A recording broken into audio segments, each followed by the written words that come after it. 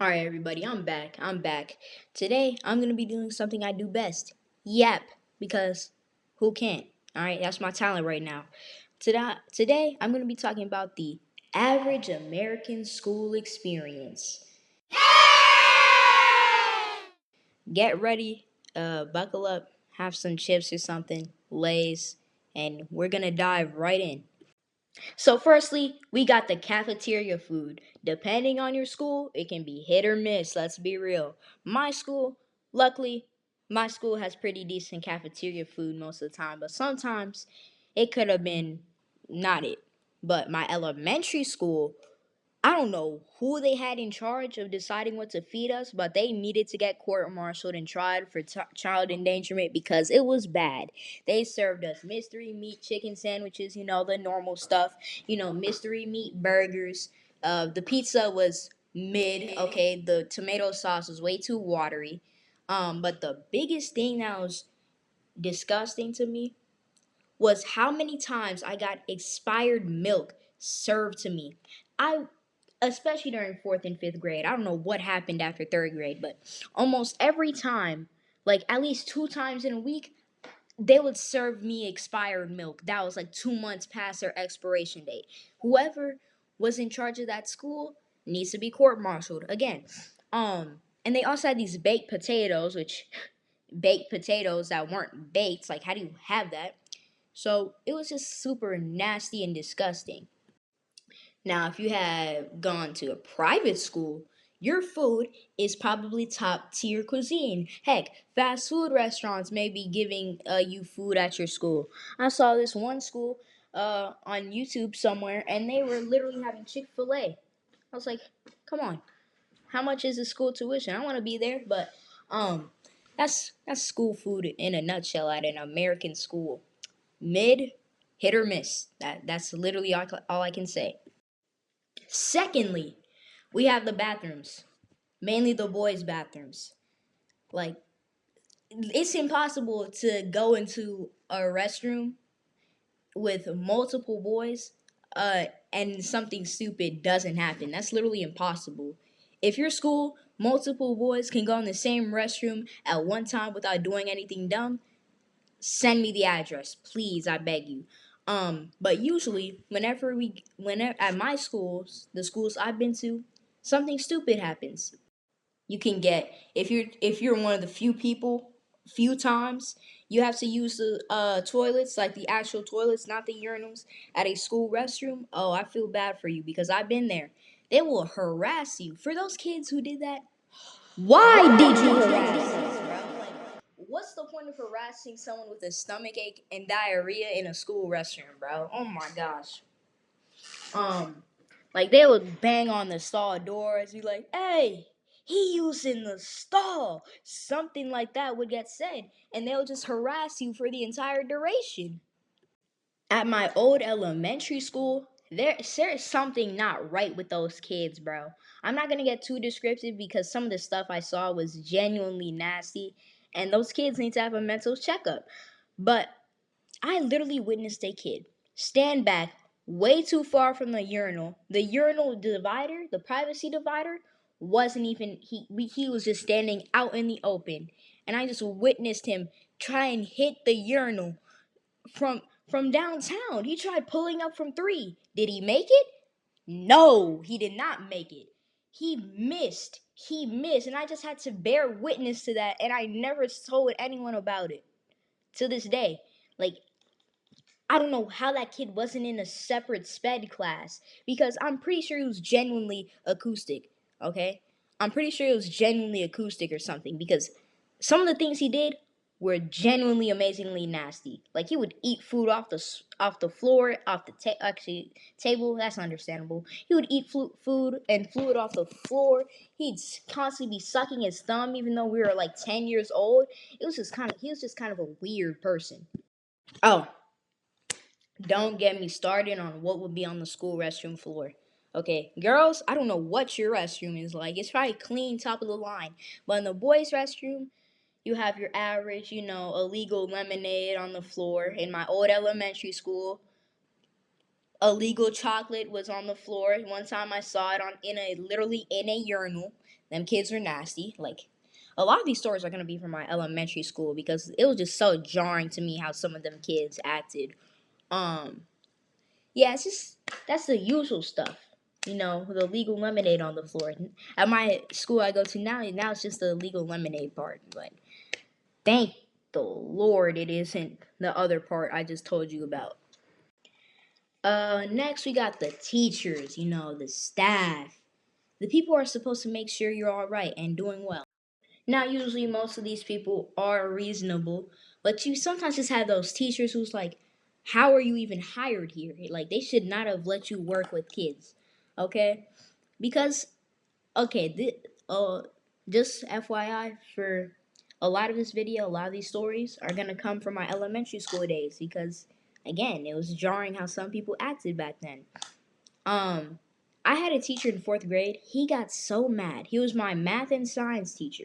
He got so mad to the point where he kicked a chair sliding across the room. And that's not something crazy. It's not launching a chair or desk. It's not something crazy like that. But bro, that kind of looked childish. He was complaining about us horse playing and being childish, and kicking a chair probably didn't help. You know that probably didn't serve your point. I also had this music teacher in about fourth grade, I want to say. Fourth grade. She made the boys do ballet. Like, she didn't even let us agree to it. She just made us do it. She was making us leap over. She made us take off our shoes, assemble them in a diagonal line, and leap over them. I was like, why are we doing this, bro? No one in this class is interested in ballet, especially the boys. Um, but she was just kind of chill most of the time. But one thing that made me mad, like the second we get in her room, you know, understandable that you don't want the kids to talk, but the second she even hears us, she heard a slight murmur, she'd immediately make us separate and face the wall, like the entire class. After just slight murmur, just one word said, like you're taking it too far. Come on. Next up, we got the students. You know, they're kind of hit and miss. Let's be real. Let's be real. You got your troublemakers, class clowns. You know, normal people. You know, you got all types. You got all types. Now I'm gonna talk about mainly my elementary school days. All right. We had this one kid in our class. Let's give him a name. Let's call him Jay. Nah. Let's call him Jay. All right. He was the weird kid who I talked about who ate stuff off the floor just a couple minutes ago. Okay. I think also one time he licked me. He licked me. Now back then, I was more. I wasn't the one to fight, but if he licked me, modern me, in the flesh today, I would have socked him, and I wouldn't have felt sorry. I would have socked him, turned his lights off, because why are you just randomly licking a kid? He lit. We were just standing next to each other. I think we were in the lunch. No, we weren't in the lunch line. We were somewhere in class. We were just standing next to each other, probably waiting for a teacher to grade our work. Now, I was we were chill. I didn't talk to him because he was nasty and weird. But ooh, that kind of sounds crazy. That sounds discriminatory a little bit. But I didn't talk to him like that because of like the weird things he would do. And I don't remember what happened exactly, but somehow he grabbed my wrist, pulled up my arm, and licked my elbow. I was appalled. I was stunned to speak. I told the teacher told him off, and that was it. I was stunned to speak. Now, if I had something happen to me like that today, I would have punched you. Don't try licking or biting me like that without warning. I would have punched you, and I wouldn't have felt sorry for it. I wouldn't have regretted none of my actions. That's just disgusting. Come on, who wouldn't punch someone who did that? There's this one girl. She was the cousin of one of my friends. Now, I didn't talk to her like that. I only talked to my friend, and maybe I occasionally talked to her along the hallway or if I needed something from her. Um, but she was a troublemaker. All right, she was a troublemaker. One of those girls who'd have those loud outbursts. You know, the hot Cheeto girls. Them. She accused the teacher of being racist because she got moved away from her friends for talking too much at lunch. Now, in her defense, why do teachers get so hard pressed when you're talking at lunch, bro? Especially because it's like one of the few times where kids get like the freedom to talk or whatever. But she got moved away. We had a silent lunch because we got in trouble last time we had lunch yesterday. Um, and she accused the teacher of being racist. I don't know what was running through her mind when she said that. Like that's the worst thing to accuse a teacher of, especially for something so small. And finally, we got recess. Got recess.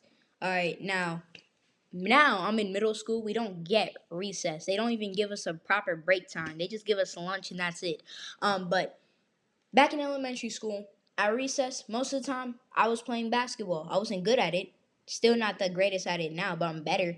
But we were playing basketball. Whenever I get the ball, bro, here's one thing that annoyed me, okay? I knew I was bad at basketball, I was garbage, bad.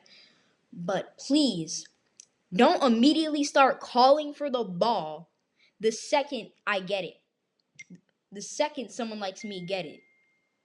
Because, bro, you don't even pass the ball to me. You barely pass the ball to anyone, in fact. Like, especially if it's someone who likes to ball hog. You better not call for the ball if you're a ball hog because no one will pass it to you.